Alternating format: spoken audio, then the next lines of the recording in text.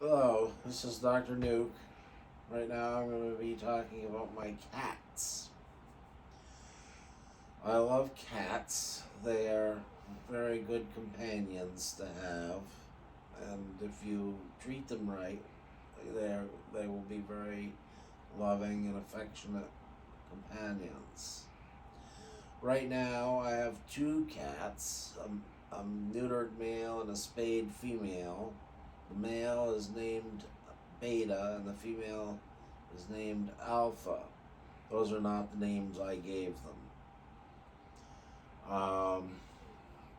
I had up until when COVID was really starting to hit.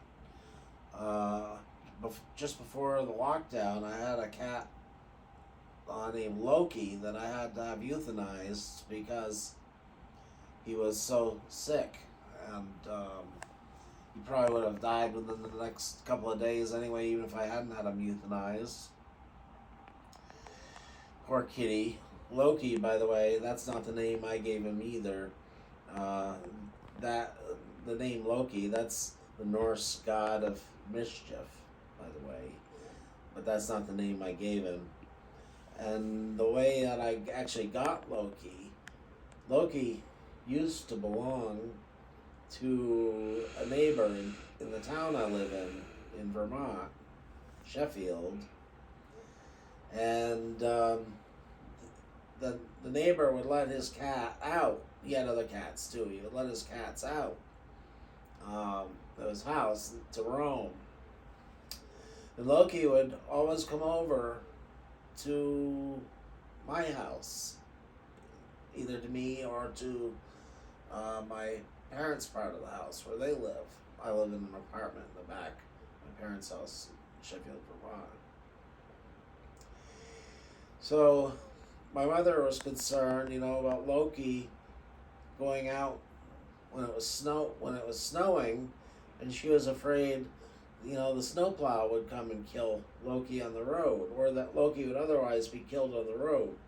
And that happens, animals get killed on the road. So my mother would let Loki in, and then bring Loki back to his owner, or call his owner to come and get Loki. Loki would come over to me too, and I would let him in for the same reason that my mother did. Finally, because Loki kept coming over all the time, no matter how many times he was brought back to his owner's home, he would always come back. Finally, his owner relinquished him to me, and I became the owner of Loki, and Loki stopped going back to his former owner's house. But then, of course, he got sick and perished. My mother now has 6 cats, and at one time had 12.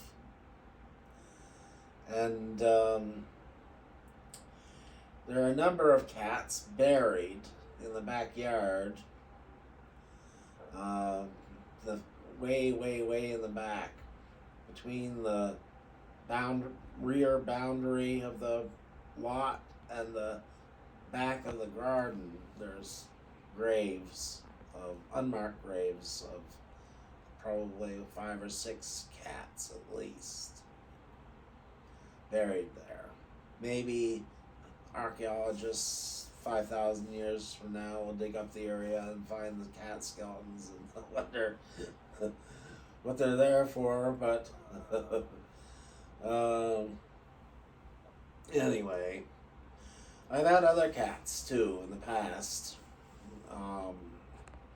They've had either buried or cremated. The veterinarian in Barton, Vermont, that my mother and I go to, they have a pet crematorium right there next to their animal hospital. And there's once I had a cat euthanized when I lived in Burlington, Vermont, and the veterinarian that euthanized the cat was able to send the cat away to be cremated, and then I went and picked up the ashes later on. You know, it is so sad when a cat dies, or any pet. I wonder, do they live on? I wonder. Let's hope so. Precious, precious creatures. We should have compassion on animals.